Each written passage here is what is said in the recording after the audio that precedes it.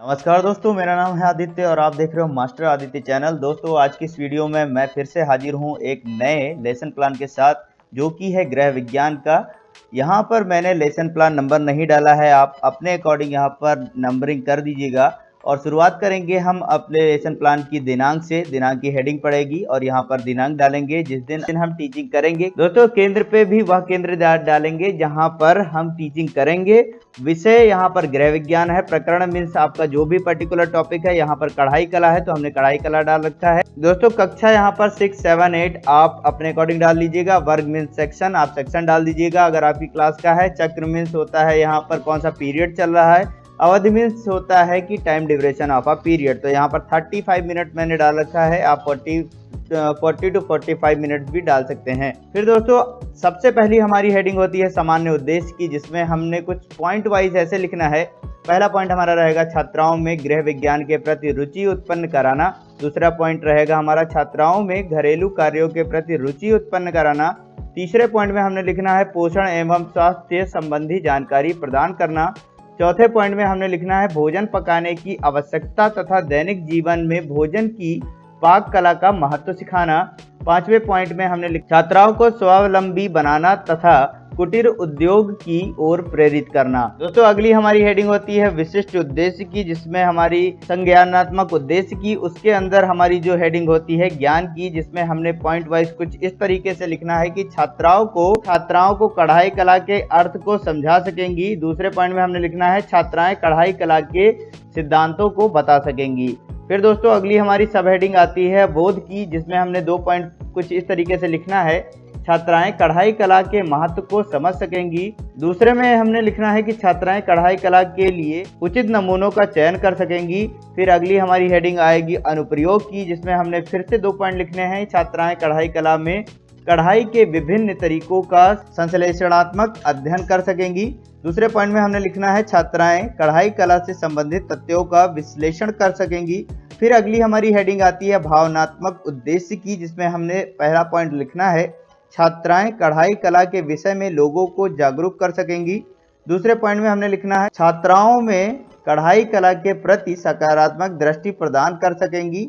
फिर दोस्तों, अगली हमारी हेडिंग होती है क्रियात्मक उद्देश्य की, जिसमें हमने लिखना है पहला पॉइंट छात्राएं कढ़ाई कला में विभिन्न प्रकार की कढ़ाई के नामों की सूची या डिजाइन बना सकेंगी। दूसरे पॉइंट में हमने लिखना है छात्राएं कढ़ाई कला के उद्देश्यों को जानकर कढ़ाई के डिजाइन बनाएंगी। फिर अगली हमारी हेडिंग होती है सहायक सामग्री की, जिसमें हमारा यहाँ पर हमने लिखना है कि चाक, डस्टर, संकेतक, लपेट श्यामपट्ट, चार्ट आदि। फिर दोस्तों, इसके बाद हमारी हेडिंग होगी पूर्व ज्ञान की, जिसमें हमने लिखना है छात्राएं कढ़ाई के विषय में सामान्य जानकारी रखती हैं। फिर नेक्स्ट हेडिंग होगी हमारी प्रस्तावना प्रश्न की दोस्तों, जिसमें हमारे यहाँ पर टोटल 3 कॉलम बनेंगे, जिसमें हमने कुछ इस प्रकार से अपने क्वेश्चंस को अरेंज करना है। पहला क्वेश्चन हमारा रहेगा क्रम संख्या में पहला नंबर डालना है। क्वेश्चन लिखेंगे छात्राध्यापिका क्रिया में बच्चों शादी त्योहारों में कैसे वस्त्र पहनते हैं। तो हमारी छात्राएं प्रतिक्रिया करेंगी चमकदार एवं सुंदर डिजाइन वाले। फिर दूसरा क्वेश्चन हम पूछेंगे वस्त्रों को सुंदर एवं आकर्षित बनाने के लिए क्या करते हैं। छात्राएं हमारी आंसर करेंगी कढ़ाई द्वारा डिजाइन बनाते हैं। फिर अगला क्वेश्चन हमारा रहेगा बच्चों कढ़ाई कला के बारे में आप क्या जानते हैं। तो दोस्तों, यहाँ पर ये समस्यात्मक प्रश्न हो जाएगा, जिसका आंसर हमारी छात्राएं नहीं कर पाएंगी। दोस्तों, उद्देश्य कथन में हमने लिखना है बच्चों आज हम लोग कढ़ाई कला के विषय के बारे में अध्ययन करेंगे। फिर दोस्तों, इसके बाद हमारी अगली हेडिंग होगी दोस्तों, यहाँ पर टोटल हमें 6 कॉलम बनाने रहेंगे। आप यहाँ पर मैं रेकमेंड करूँगा कि आप आमने सामने के जो भी पेज होंगे उनमें आप बनाइएगा, सो दैट आपके 6 के 6 कॉलम कंप्लीट हो सकें। तो दोस्तों, पहला कॉलम हमारा रहेगा क्रम संख्या का, दूसरा शिक्षण बिंदु, तीसरा रहेगा छात्राध्यापिका क्रिया का, और चौथा रहेगा हमारा छात्रा प्रतिक्रिया का, और 5वां रहेगा शिक्षण विधि का, और छठा जो लास्ट कॉलम है हमारा वो श्यामपट्ट कार्य का। तो दोस्तों, क्रम संख्या में पहला हम डालेंगे यहाँ पर नंबर फर्स्ट डालेंगे। फिर शिक्षण बिंदु हमारा रहेगा कढ़ाई तथा उसके प्रकार। छात्राध्यापिका क्रिया में हमारे विकासात्मक प्रश्न की एक हेडिंग रहेगी, जिसमें हमने 2 क्वेश्चन पूछने हैं अपने छात्राओं से। जो पहला क्वेश्चन रहेगा शादी समारोह में लोग कैसे कपड़े पहनते हैं। तो छात्राएं हमारी आंसर करेंगे नए सुंदर रंग बिरंगे कढ़ाईदार वस्त्र। फिर दूसरा हमारा क्वेश्चन रहेगा कढ़ाई के विषय में आप क्या जानते हैं। तो छात्राएं हमारी आंसर करेंगी कढ़ाई सुई तथा रेशमी धागों से वस्त्रों पर डिजाइन बनाते हैं।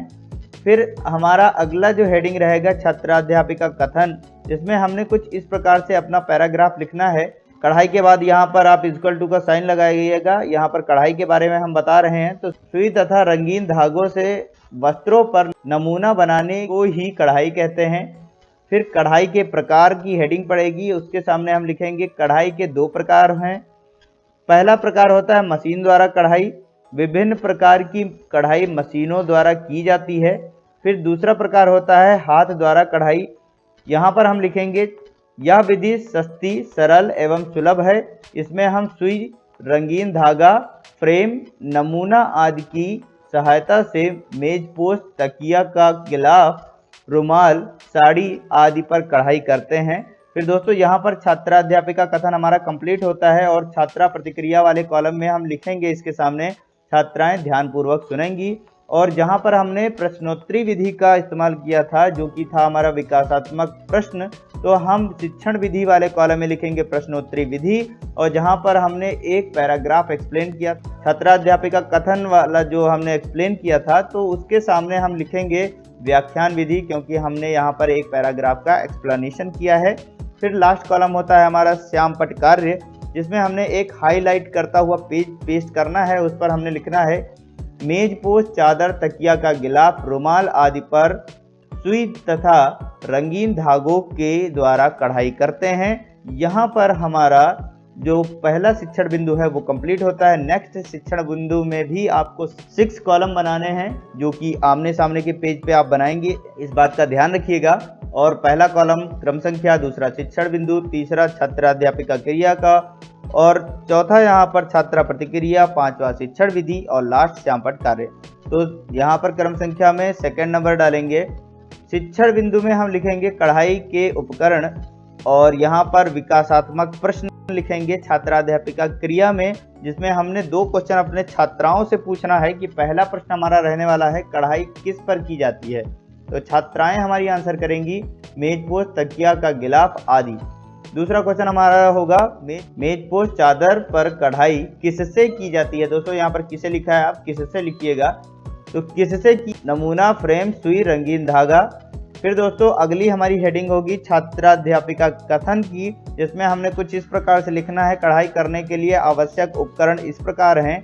पहला है वस्त्र। वस्त्र में हमने लिखना है कि कढ़ाई के लिए पक्के रंग का वस्त्र लेना चाहिए। दूसरे पॉइंट में नमूना या डिजाइन, तो इसके सामने हम लिखेंगे नमूना भी वस्त्र के अनुसार छोटा या बड़ा होना चाहिए।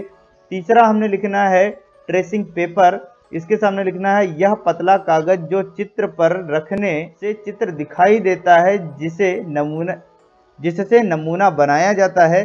चौथे में हमने लिखना है कार्बन पेपर, इससे भी कपड़े पर नमूना छापते हैं। 5वां है हमारा सुई। सुई कई प्रकार की होती हैं, पतली, मोटी, मैटी तथा मशीन की सुई। और यहाँ पर 6ठा पॉइंट है धागा। धागे कढ़ाई के काम आते हैं, यह सूती, रेशम होते हैं। और 8वां है हमारा फ्रेम, इसको लगाकर कपड़े को ताना जाता है। और 9वां है छोटी कैंची, धागा काटने के काम आती है। और कढ़ाई किट, कढ़ाई का सामान इसमें एकत्रित रखते हैं। फिर दोस्तों यहाँ पर हमारा छात्राध्यापिका कथन जो है वो कंप्लीट होता है। और इसमें हमने जो छात्रा प्रतिक्रिया वाला कॉलम है उसके सामने लिखना है छात्राएं ध्यानपूर्वक सुनेंगी। शिक्षण विधि में सेम लिखना है, जहाँ पर प्रश्न पूछे गए हैं वहाँ पर प्रश्नोत्तरी विधि हमने लिखना है।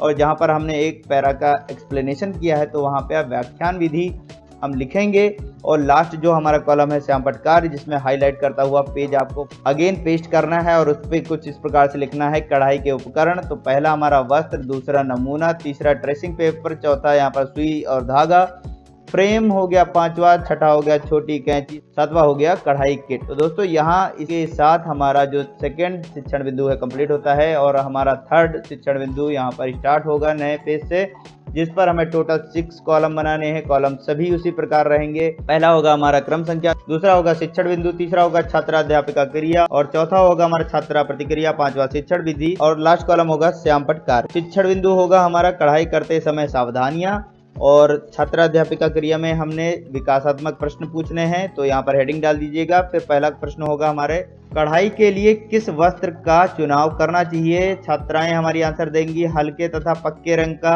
हल्के रंग के वस्त्रों पर नमूना छापते समय क्या सावधानियां रखनी चाहिए। छात्राएं हमारी आंसर करेंगी नमूने के ऊपर पेंसिल सही ढंग से चलाई जाए।